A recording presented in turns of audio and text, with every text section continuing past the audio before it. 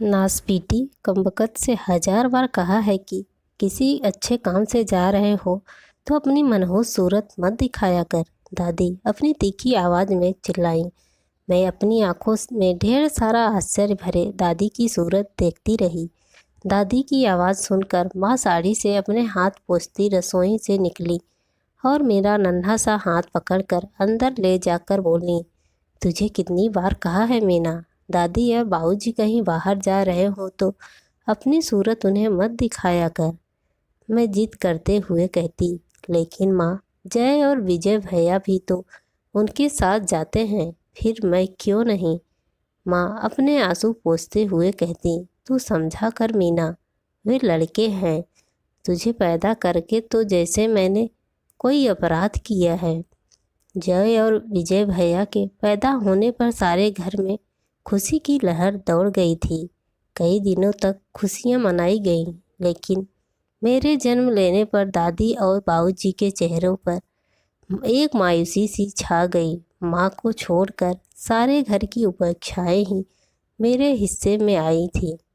मन रुक रुक कर अपनी परतें खोलने लगा, परत दर परत अतीत वर्तमान का रूप लेने लगा।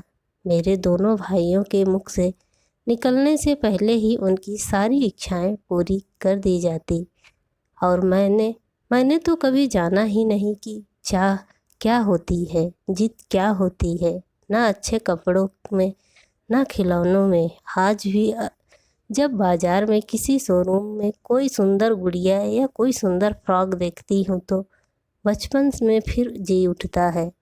मैं अपने पिता पर कभी अपना अधिकार ही नहीं समझ पाई कि कुछ मांग सकूं।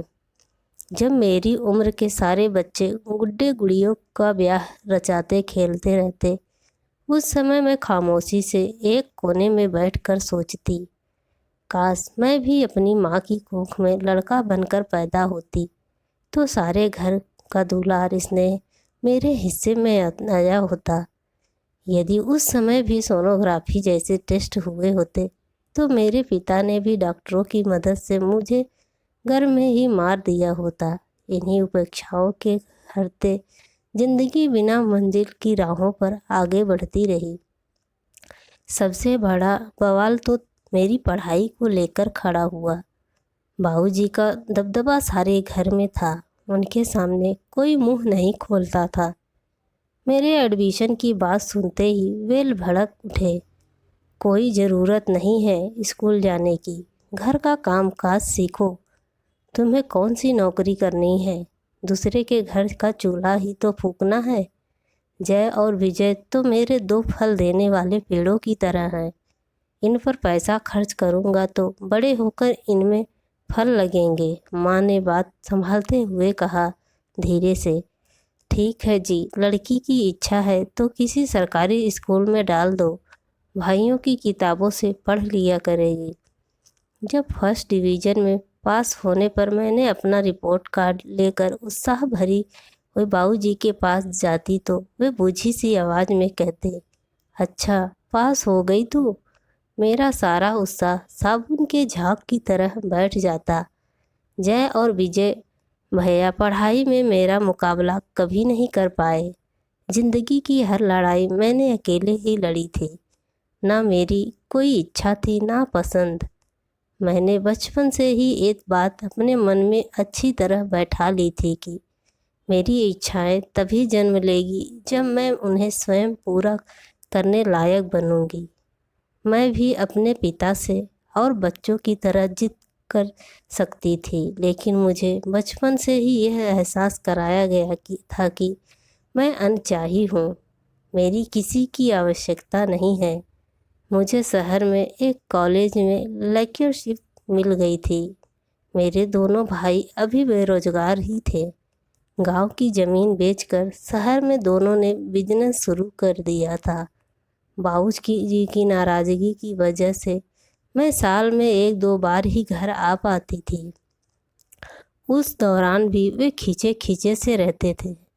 कल ही जय भैया का फ़ोन आया था कि बाबूजी को शरीर के दाहिने हिस्से में लकवा हो गया है। बस कंडक्टर के टिकट मांगने पर विचारों की श्रृंखला टूटी। घर पहुंचने पर देखा एक कोठरी नुमा कमरे में बाबूजी की चारपाई पड़ी थी। मुझे देखकर मैंने उनकी आंखों में आज पहली बार अपने लिए स्नेह देखा।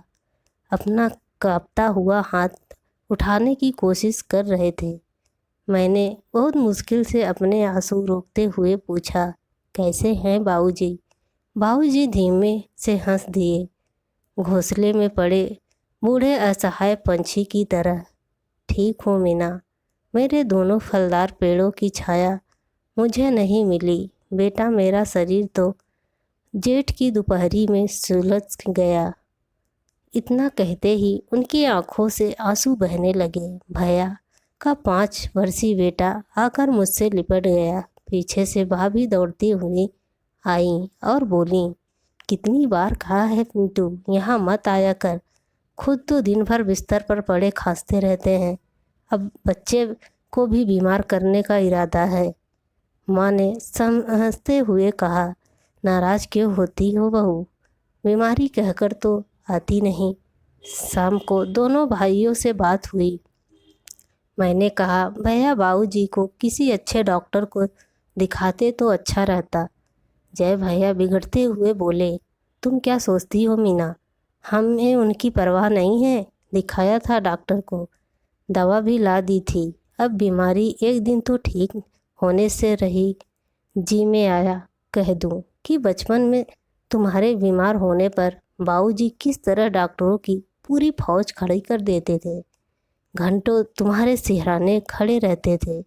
वही आदमी आपके लिए आज एक बोझ बन गया, जिसने बचपन में उंगली पकड़कर चलना सिखाया।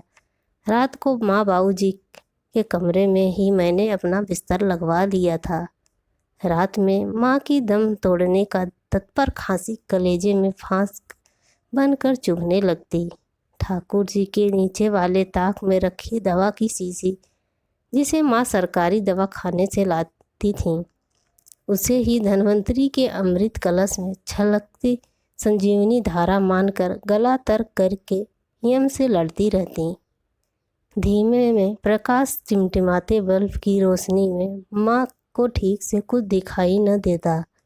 रात में पिताजी को दवा पानी देना होता तो माँ अंधेरे में उड़लते हुए बड़बड़ाती, इन मरी आँखों से अब तो कुछ दिखाई भी नहीं देता। इतना पैसा आ रहा है, लेकिन ये नहीं होता कि बल्ब ही लगवा दें। एक निर्णय लेते हुए सुबह मैंने भैया से कहा, भैया मेरी इच्छा है कि मैं बाबूजी को अपने साथ ले जाऊं, लेकिन मीना, लोग क्या कहेंगे? बेटों के होते हुए भी माँ बाप बेटी के यहाँ पड़े हैं। मैंने कहा, लेकिन भैया लोगों के कहने के डर से मैं अपने पिता को मरने के लिए तो नहीं छोड़ सकती। चलते समय भैया ने कहा, बाबूजी ठीक होने पर चले आना।